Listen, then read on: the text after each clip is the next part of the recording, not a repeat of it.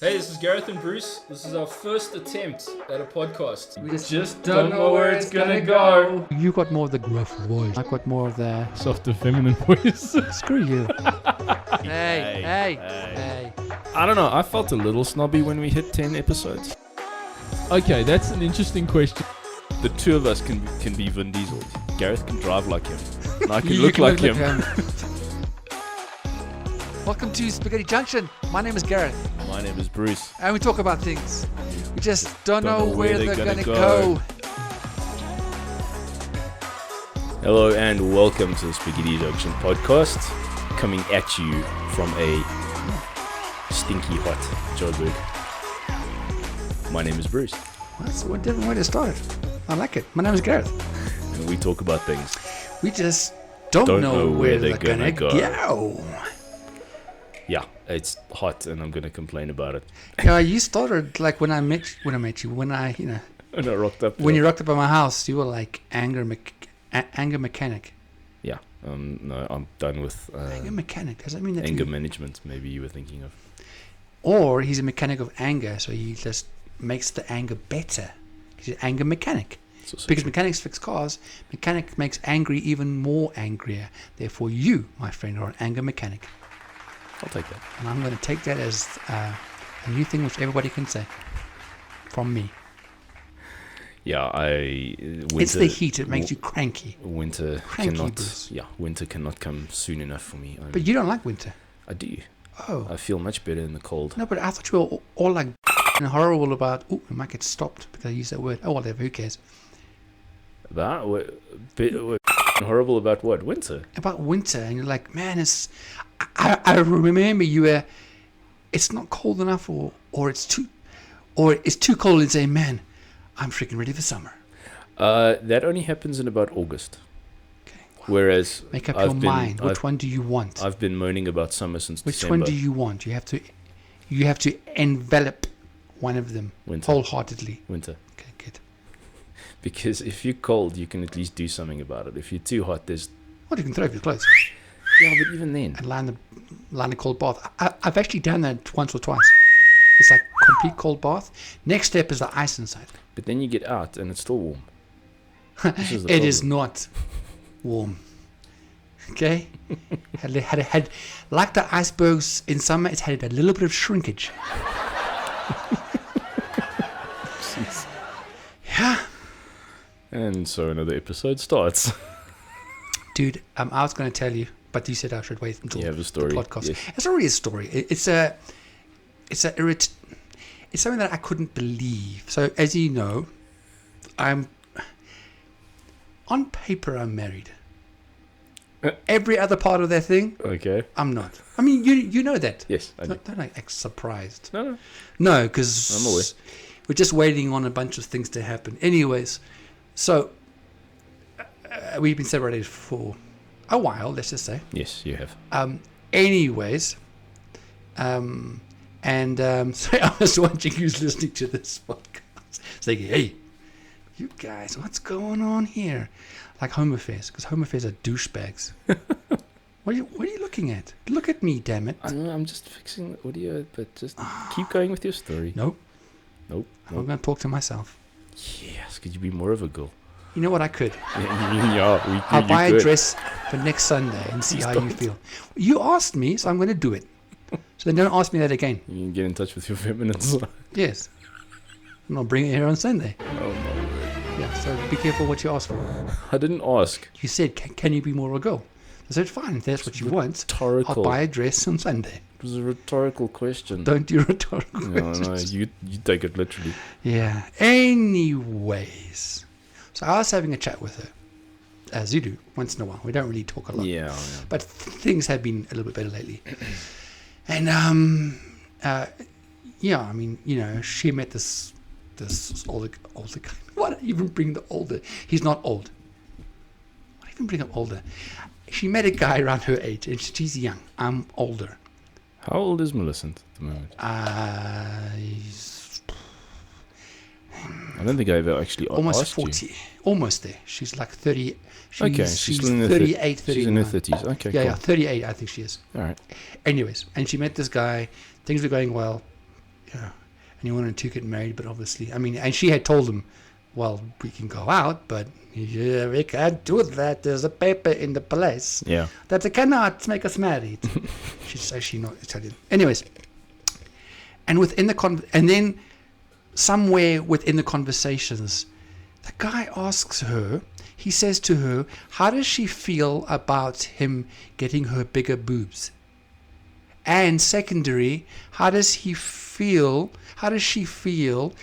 that if she can do a bit more exercise because her butt's a bit big?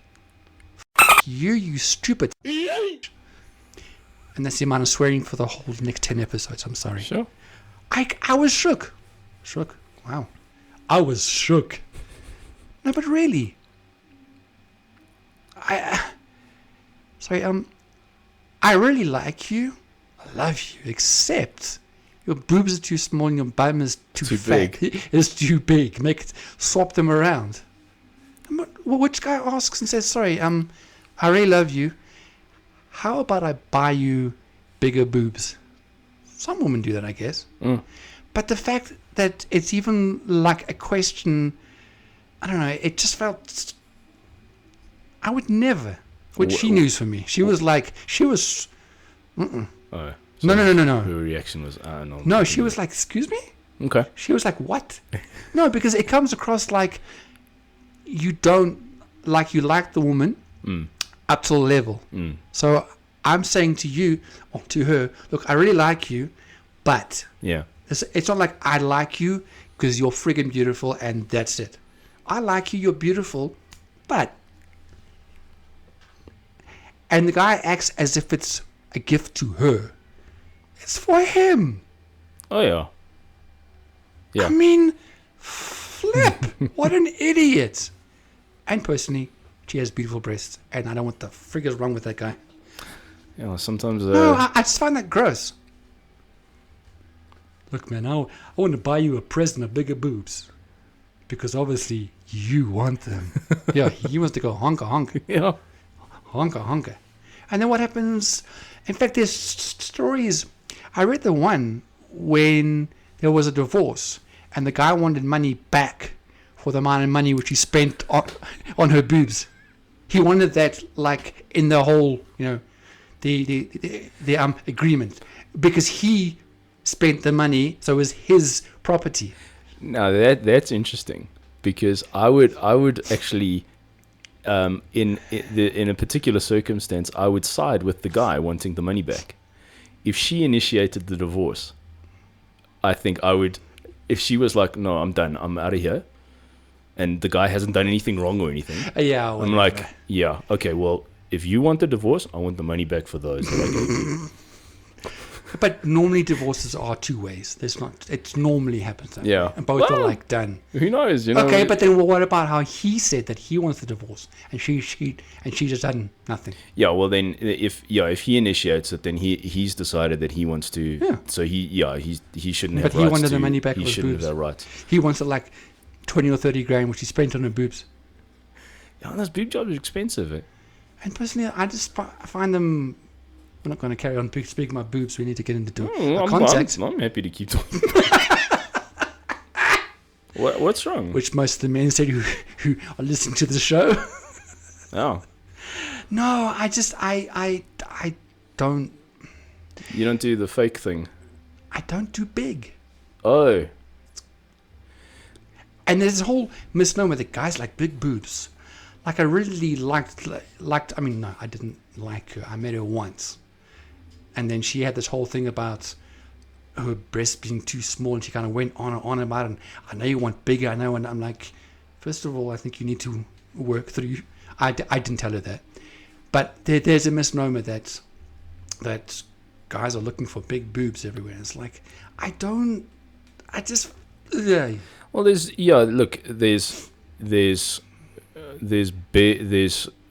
big to a point, and then there's just ridiculous. Big to a. Ah!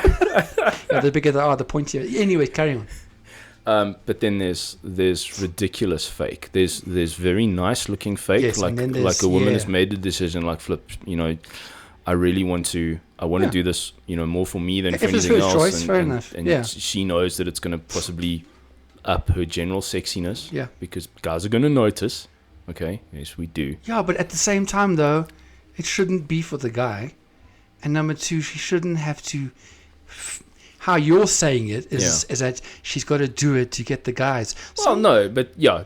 No, because then she has her own issues. Yeah. She knows that is going to be one of the factors. Yes, fair enough. She's doing it to absolutely, yes. Look, and I mean nowadays, with advances in technology and everything, fake boobs can actually look very unfake. They can look very natural in certain ways. So No. I mean, I'm just talking about it in general. I'm definitely a boobs guy. Yeah. But I've met some women that are much smaller, sort of endowed up there, and they've been just as sexy and just as fantastic. So it's sounds like a subject for a podcast. Anyway, to boob or not to boob? That is the question. I think the answer should always be yes. Yes. Just By the way, that wasn't planned at all. No, really, it wasn't. It wasn't. Because sometimes we have these topics. I mean, these like we like to call them introduction topics, Because we just don't know where it's going to go. and then normally the other person doesn't know, so we have a spontaneous conversation. That was a cool one. I'm not saying big boobs are bad. I'm just not attracted to big boobs. That's okay. And on that note, and if you're a guy who's saying, "Hey, baby, I really like you, but you could definitely do with some enhancements," well, you know my feelings. Douchebag of notage. That's right. You are a douchebag. Ooh. Whoever they are. It'll be one person going, "Oh shit, he's talking to me. How did he know?" I know. Because you know from our last episode that I am actually a bit of a clairvoyant, aren't I? Yeah, you know what's going on. A bit of a medium. Bit of a medium. A bit of a medium. Just a bit. A medium. Medium. Bruce, what would happen if all the bees died in the world? I don't know, but I really hope you could tell us. Because we're talking about what-if scenarios, aren't we? What if scenarios? This could Yes. get interesting. We just find a few that we were interested about and thoughts, what if? Yes, please. Yeah, you did tell me. You did tell me your three, but I've actually forgotten them, and Good. I haven't told you. And I know haven't one of told them you. I was haven't very told cool. you mine. No, you did. The one of them I know. Okay, but the other two we don't. And So. I wouldn't hold my breath for that one. Jeez, okay. Yo. Oh, With friends like these, eh? Whoopsie. Whoa. Hey, So- but hey. So Gareth, can you fill us in on what would happen if we lost bees in South Africa, in the world? The world, So, not yeah. just South Africa. The world. Because actually there has been talk for a while that there been bees, the bees numbers are dwindling. That's it. And yeah, there are some concerned parties. Parties. Like, Well, woo, No, woo, no, woo, woo. It's Bees more like guys, a- woo, woo. no, it's more like a woo kind of party. It's not a It's not a woo, no, woo. because it's a concerned party, not a Gotcha. happy party. So there's like option A of woo, woo, and option B of woo, woo. Yeah. I like option A, but woo, woo. But Okay. option B is more serious. You're right, Bruce. You're right. Thank you for that. Right, so here we go. So supposedly, by the way, there are about 20. You son of a gun! My screen's just locked. Fantastic. I do have an old laptop, so if you do want to sponsor a laptop, somebody, because you feel that we need to be more Technologically up to date. technologically endowed. How's that? Does it work? Anyways, there are roughly about 20,000 species of bees. What? I like that answer. There are about 20,000 species of bees. What? One more time. There are about... That's a great... It was a great reaction. I liked it. Yeah. Surprised I did it twice. So... Oh, I loved it. So let me just give you a little bit of background to these things. So these thousands of species bees have unique flight patterns and floral preferences. And many have co-evolved with flowers. Sounds weird. It does. But to me, it's like... I can understand how that would have happened. Yeah. But in all seriousness, this is a serious... I'm in a good mood. I don't know why. I'm sorry. I'm not that I'm always not good in a good mood, but, you know. Boobs will do that. You're right. The boob talk. I think we should start every episode talking about boobs. Anyway, we're talking about bees now. Right. So, for example, the honeybee. Right. That's the most familiar one. Mm-hmm. Okay. They have suffered greatly from colony collapse disorder. It's actually a disorder where the bee goes to a psychiatrist. Man, I lost my friends lately. I lost my 400 members of my family. I'm in a rough place, man. Oh, I know what's going on with you, sir. You have colony collapse disorder. Sure. Huh. Thank you very much. I'll leave the honey at the door. And this is basically when which hives suddenly lose all their adult members. Okay. Yep. And then the other populations have steeply declined, largely because of insecticides and herbicides, and which has also damaged their and then, for example, what's it called? Habitat loss. Right. Meaning, man is doing what man does. Yeah. And then they move things around. Right. Or they mow over them, or they just move them and throw them. What you know what I'm trying to say? All here. that stuff. 'Cause Yeah. I don't know what I'm trying to say. Deforestation. And even global warming, it says. I can imagine how climate change would also affect them. Yeah. And now there's some species, for example, there's a bee called the rusty patched bumblebee. Have you heard of it? No. Well, that's because it's becoming endangered. And that's why you don't know the rusty patched bumblebee. What are That was just an intro. Sorry, I definitely need to get to what would happen. what are some of the implications? Now that you know all about bees and bumblebees. Just sort of trying to move this along a little bit more. So I was just painting a picture, okay? Next one I won't do that. I'll just go straight into it. Thank you. Pleasure. So if all the world's if all the world's bees died off, there would be a major rippling effect throughout ecosystems. For example, a number of plants, such as the many of the bee orchids, are pollinated exclusively by specific bees, and they would die off without human intervention. This would then alter the composition of their habitats, affect the food webs they are part of, and would likely trigger additional extinctions or declines of the dependent organisms, which makes sense. Other plants may utilize a variety of pollinators, but many are most successfully pollinated by bees. And then without the bees, they would set fewer seeds, would have lower reproductive success, and this too would alter the ecosystem. Beyond plants, many animals such as the bee-eater birds would lose their prey in the event and die off, and this would also impact natural systems and food webs. So let's just say there would be over time a fallout, and then I just need while you're thinking, you're welcome to say something on that, and I can't remember because I'm trying to find on the one article which I was reading, but as I said, I need a new laptop, so if anybody wants to, one of our fans feels that way inclined, but it'll obviously be ours. I won't take it with me anywhere. I'm a nice guy. But I can't remember, but there was the bee population made up I think between $45 and $60 million a year. And the thing is that and then it's again, that might be wrong, I need to see this, and then it also discussed that we can, man can actually, can actually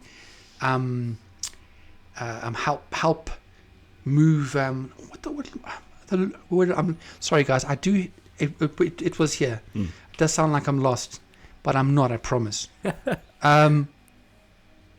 That's all good. Sorry, guys. So let me do this one. Okay. While bees are not the only pollinators we have, because they are birds, some bats do it. Butterflies. But they are by far the best creatures for this job. In part, this is because they need pollen to feed their larvae, so they're biologically driven. That's what they do. Right. Yeah. Other ones, other pollinators visit flowers only to suck the nectar. Okay. And then any pollen linked with them is just a lucky thing. Right. Then, additionally, most bee species are fuzzy. These hairs attract pollen grains, making the bees even more likely to pollinate. Bees also provide food for some bird species. So basically, if our bees just all faded out, the aftershock, which I've already read, would ripple up the whole Right. food chain. Okay. I see. After all that, I am focused, people, You are very focused. but I'm just sorry.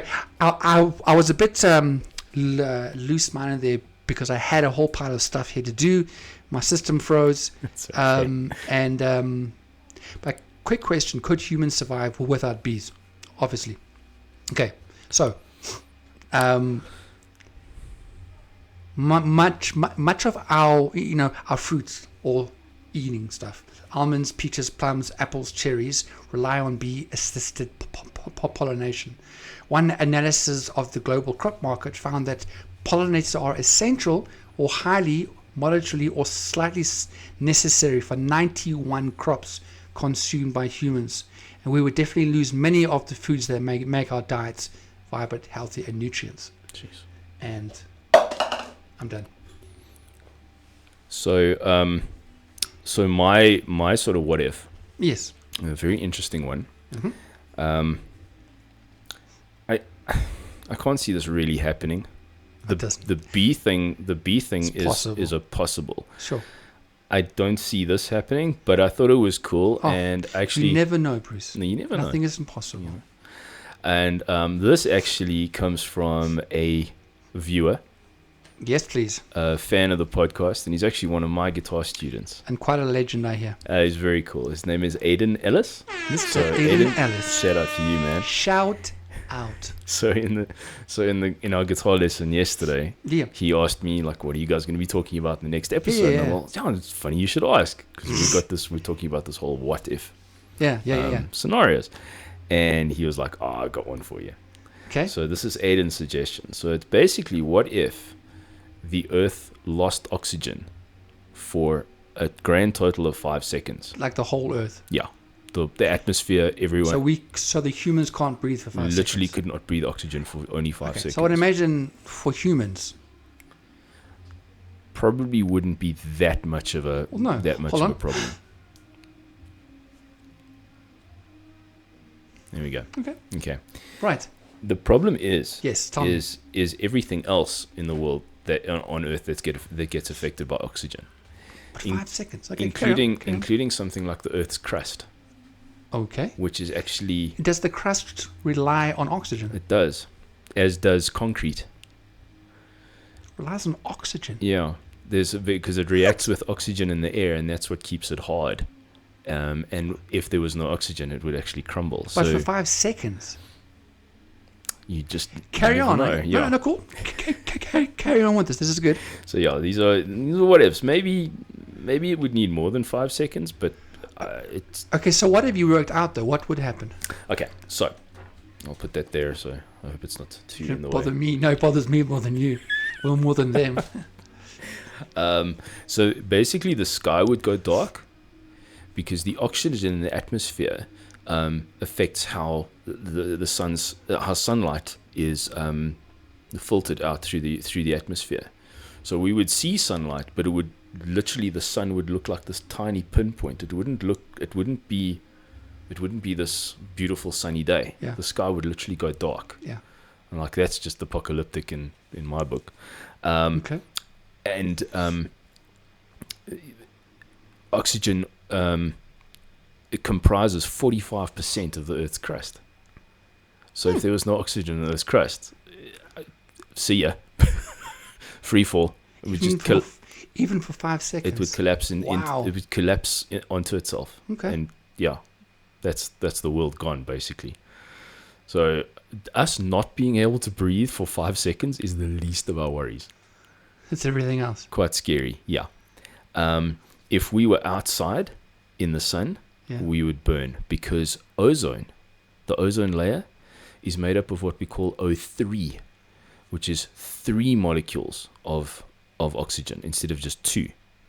Because remember, we breathe a combination of oxygen and hydrogen and to keep us alive. I think I didn't go into the science of this, so please don't kill me in the comments. But you researched it pretty well, so, dude. So if there's no oxygen in the ozone layer, sun's UV rays come down, and if you're in the sunlight, you're done for, because the ozone layer protects us from the sun's really harmful rays.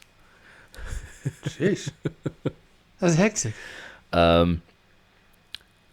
Your inner ear would explode. What? That's a fun one. Okay. Because if there was no oxygen, makes up about 21% of the air pressure, and if we lose that 21%, it's actually like going from sea level to 2,000 meters above sea Within level 5 seconds. within an instant, and your ears don't have time to adapt, and no shit. your ears will just go. Wow. So, yeah, that would be very, very serious. Shit. It is called barotrauma. I've researched this way too much. No, you This is supposed to be a light episode, damn it. but you've researched it, and I'm pretty impressed, dude. I thought Mine was just like, more roughly what I found on my pages on the internet. So yeah, I definitely found this quite interesting as well.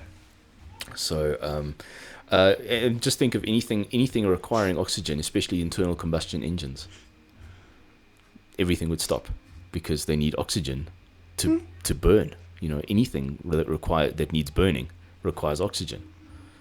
Cars would just come to a standstill. Hopefully only for 5 seconds. Yes. But helpful. still something very serious. And then yes, like something like concrete structures, houses, buildings. Yeah, that's some scary stuff. So like we said, very unlikely that would happen. I mean, what would cause a complete oxygen vacuum for a set period of time? Yeah. But Hey, it's a cool what if. anything is possible. That's it. And I thought, yes, thanks to Aiden. That was actually pretty good. So if you've got any complaints about that one, Don't come to me. Go find Aiden. Yeah, exactly. But I thought that was a cool one to Nice, chat dude. about. Yeah. So here's a question. What if What if? an asteroid Ooh. 10 kilometers wide, so basically 10 kilometers square? That's not a very big one. No. But it. So this is just saying if an asteroid of 10 kilometers across, basically. Actually was. So yeah. the sides, I don't know how big the sides are, but across the whole way is 10 kilometers. Okay. Right. So obviously the impact when it comes down, the Earth's crust will obviously stop this asteroid because, I mean, it's kind of immovable. That's it. Okay. So the energy of the impact will vaporize the asteroid. Boom. Completely, yeah. And a large amount of the Earth's crust, creating a... Oh, sorry, hold on. So the energy of the impact will vaporize the asteroid and a large amount of the Earth's crust at the same time. Yeah. Okay, creating a crater more than 100 kilometers across. Sure. So times 10 kilometers. So times 10 the size of the actual Yes. asteroid. Yes. It would create that kind of a crater, throwing all of that rock into the air, obviously. Okay. Right. Some of this debris will be going so fast that it will fly right out of Earth's atmosphere. Right. Okay. Right. Fair enough. What would happen is then that would then go and orbit around the Earth. Yeah. Just these big chunks, okay? Right. But most of the debris will rain back down on Earth, every part of the Earth, not just not only near the impact site, okay? Heating the atmosphere. This is very interesting. So it would heat the atmosphere until it was like the inside of an oven, Yeah. triggering forest fires and cooking anything that isn't sheltered underground. Now this is interesting. Can I Yes, just of ask course. one question? Of course. Would this heat from this impact? Yeah. Would this go around the entire globe and heat up the entire globe's atmosphere, or like the area within 100 or 200 kilometers of the actual impact? The whole atmosphere. So that impact would affect the entire. From what I've the entire researched planet. and searched, it would. Yeah. So most of the debris will rain back on Earth, which is what we said. Every part of the Earth. Right. So therefore, what I'm assuming from what it is saying, yeah, and it's not just near the impact site, heats the atmosphere until it's like the inside of it. And I don't know if it means within a space or within the whole world, but it. I can So imagine I can't because- give you a thing on this one, but from what I'm understanding, it's from what I'm reading, it's the whole atmosphere.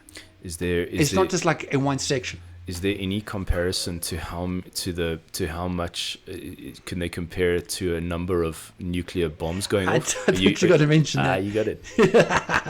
Because I do. That would be the effect, basically. That's in another one of my links, so I won't do that yet. Okay. So while you're cool. going into your next one, then I'll just because this is slow. But now here's an interesting thing. Okay, many species. Yeah. So this is what I wanted to bring up. This I found very interesting. So the combination of the dust, okay, from the impact and the soot, whatever. Yeah. From the forest fires remains in the Earth's atmosphere for a year or so, blocks the light of the sun for a year. Without the sunlight, most of Earth's plant life on land and in the sea will die. Many species of animals, including, well, we're not really an animal, but including the human race. That's how it's written. So there's many species of animals and part of the human race. If we aren't both lucky and resourceful, we will die out, either in the initial boom or the ensuing years due to lack of food and the general devastation of the environment. Now, the last time this happened was 65 million years ago, obviously when an asteroid struck the Earth, creating the Chicxulub crater in Mexico. Is that the asteroid that supposedly killed the dinosaurs? Correct. Okay. And on average, an asteroid this size strikes the Earth every 50 to 100 million years. So I think we're pretty safe. You said 65 million years ago. Yep. So the 50 million year mark has gone. And that was in 2015. That's when that's... This article was 2015. Okay. So you don't have to think too hard. All right. Don't have to over-engage it. I'm not going to be sending Bruce Willis and his team of oil drillers into space. And I will anytime get you soon. the whole thing of the Hiroshima's over, because I actually have that. It's very interesting. They kind of always just compare it to the bombs of Hiroshima, or the bomb of Hiroshima. Yes, sorry. and they've done that as well. Nagasaki. Also, Okay. but the point is that it will heat up everything. Darkness, animals die off, food dies off. We can't see a damn thing for a year, Yeah. and that's only one that is 10 k's across. Well, let's just quickly do a calculation, because if you remember the movie Armageddon, I think they were talking about an asteroid 5 miles wide. Was it 5 miles? If I'm not I watched mistaken. it so long ago, but it sounds high possibility. So 5 times. And that's miles, by the way. Yes, I know. Okay. So it's 1.6. No, I lie. Sorry. Let's do that again, Bruce. Don't lie. 5 times 1.6 in order to get kilometers. So the asteroid in Armageddon was only 8 kilometers wide. Okay. I'm sure it was. If that was the correct one, maybe you can, correct us in the comments. or maybe it was. No. That asteroid was bigger. They said it was Billy Bob Thornton said it was the size of Texas, and Texas is freaking huge. Yes. So okay, so that's a moot point. But yeah, so that's, and 10 kilometers is not very big, and that kind of Well, it sounds would be big, quite serious. but actually, I guess rock size. I mean, an asteroid. Hectic. 10 k's is probably like a walk in the park. I'm actually very surprised that we haven't had an incident like that in the last, since modern times. I'm very surprised that we've been that lucky. So apparently we've had some close calls. Like astronomers would say, like, if it passes within 2 million kilometers of us or something, it's a bit of a close shave. Yeah. Like, okay. Yeah, I know exactly. I think we've actually been good. Yeah. I'm still looking for my specs, so jump to yours, and I'm going to just bring it in when I find it. The other one I had to think about was, and it could be pretty pertinent to South Africa, is what if the entire electrical grid went down and we didn't have. We already know that. We didn't have electricity. Now, have you seen a series called Revolution? I have not, Bruce. So there was a very cool series where there was a device that actually turned off the world's electrical devices and instantly took the world back to the Dark Ages, where nothing electrical worked. Got it. Carry on. And like the whole world. Yeah, so nothing. It was busy. It takes us back to apocalyptic time. Everything works on electricity. We rely on electricity for everything.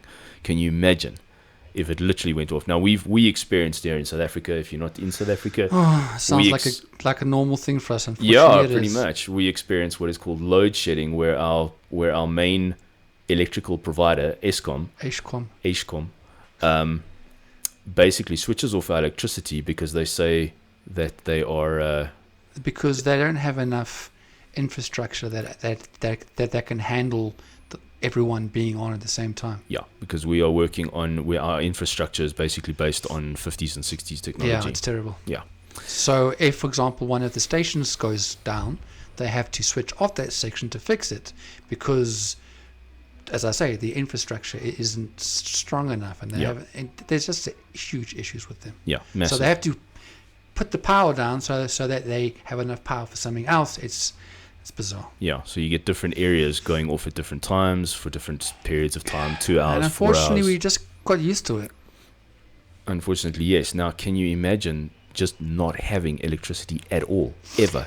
A lot of places, unfortunately, in our country has that. That's also they true. They don't have power. Yeah. They haven't been given access to power, and they haven't. There are huge parts in this country that are running off paraffin, for example, oil. So I think that's an answer for a while. I think a lot of people in this country can actually say yes, they've lived without power. I guess, but in their section of the world. Yeah, but now I'm talking like globally, or maybe South Africa goes down, like permanently. Like South Africa does not have electricity ever at all. Like, what if? And that's a scary thought, because I think we're probably it's almost like we can think about Eskom living on borrowed time. Yeah. But it would cripple everything. It would cripple government. It would cripple business. It would cripple hospitals, medical care, infrastructure. Everything would just. We could live though, after generators for quite a while. We could. Until there's time until that fuel source runs out, and True. The effect of electricity prevents us from not being able to get more resources.